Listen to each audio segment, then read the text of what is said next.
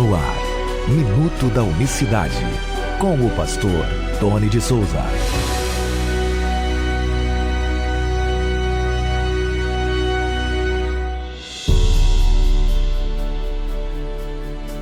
Olá, queridos, graça e paz da parte do nosso grande Deus e Salvador Jesus Cristo. Hoje é quinta-feira, 25 de novembro de 2021. Deus abençoe você, sua casa e sua família. Diz assim o texto que eu vou ler para você. E todas essas coisas ocorreram para que se cumprisse a Escritura. Nenhum dos seus ossos será quebrado. E mais ainda, como diz a Escritura em outra passagem, diz o texto, olharão para aquele a quem transpassaram. Esse texto que eu li para você está lá em João, capítulo 19, versos 36 e 37. Veja que ele cita as Escrituras. Quando o apóstolo citava as Escrituras, na verdade eles estavam citando a Torá, que é o Pentateuco para nós, ou os 5 primeiros livros da Bíblia, os Salmos e os Profetas. Essas eram as Escrituras citadas pelos discípulos, pelo Senhor Jesus, pelos primórdios da igreja. Então as Escrituras diziam, e olharão para aquele a quem transpassaram, furaram.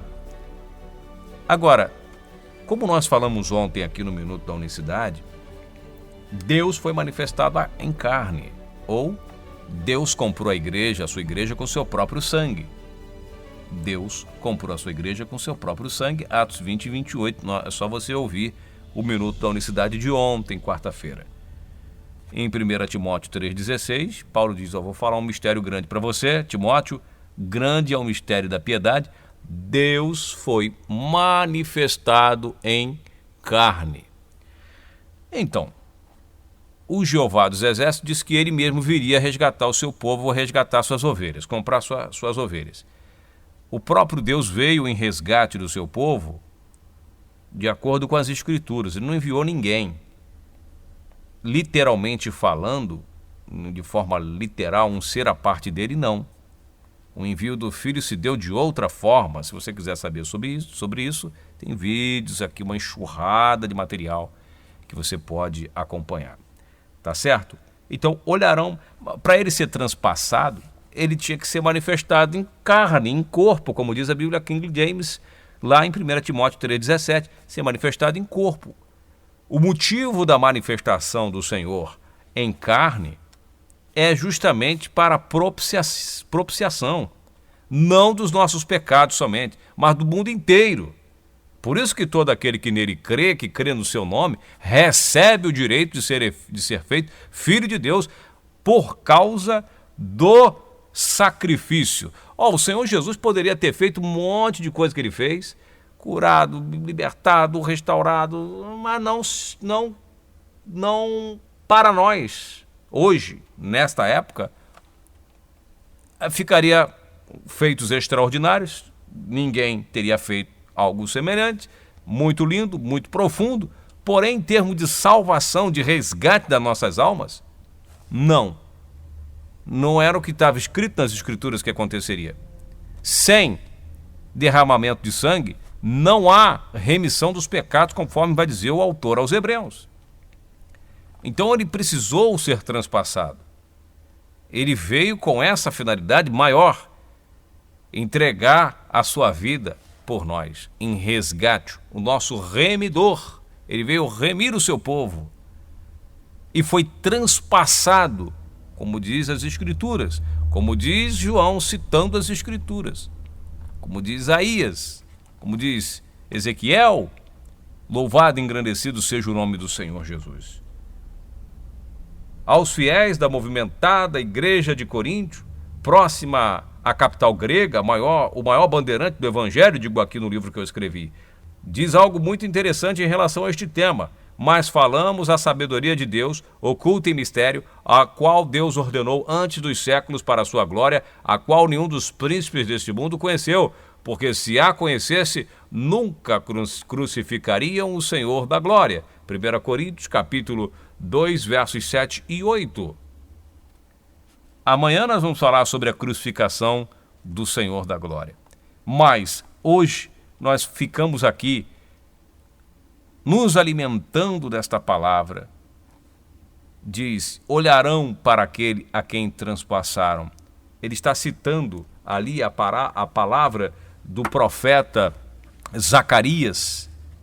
Zacarias 12:10. E olharão para mim a quem transpassaram, diz o Senhor Jeová. Ele foi transpassado, humilhado pelos nossos pecados. Uma lança, por que diz aqui que os seus ossos nunca foram quebrados? João 19, ele fala isso.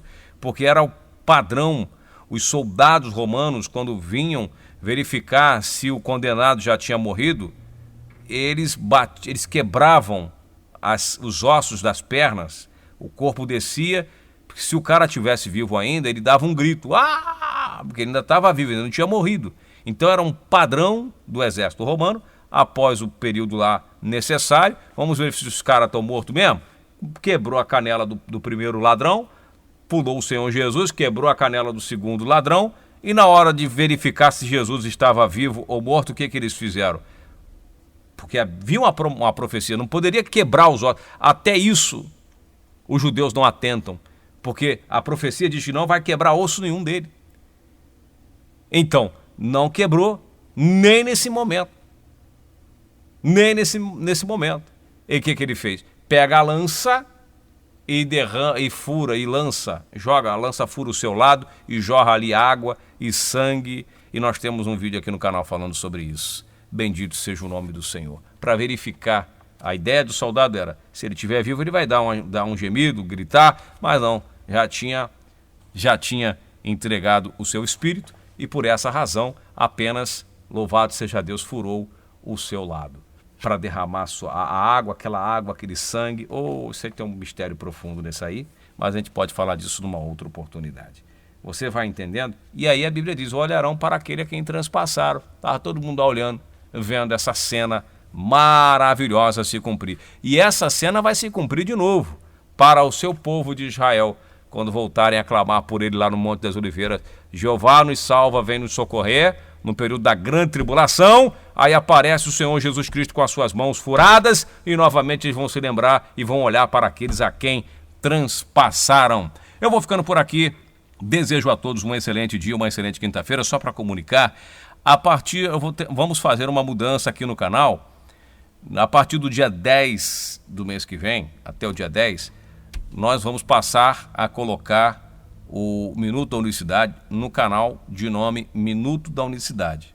Tá bom, meus irmãos amados? Então os vídeos serão divulgados. Estarei divulgando aqui nos próximos vídeos o link deste canal para você já ir se inscrevendo. Tá certo? Então, já se prevenindo, se antecipando a punições que nós temos tomado. Então, nós vamos lançar aqui o canal Minuto da Unicidade. Tá certo? Já como garantia aí para ter uma outra opção. Um canal que vai levar o próprio nome do Minuto da Unicidade. É melhor, é mais seguro, porque aí não vamos ter as restrições. A gente vai fazer de uma outra maneira para não receber punições. Tá certo? Que Deus abençoe a todos. Um excelente dia. Até amanhã, graça e paz. Minuto da Unicidade.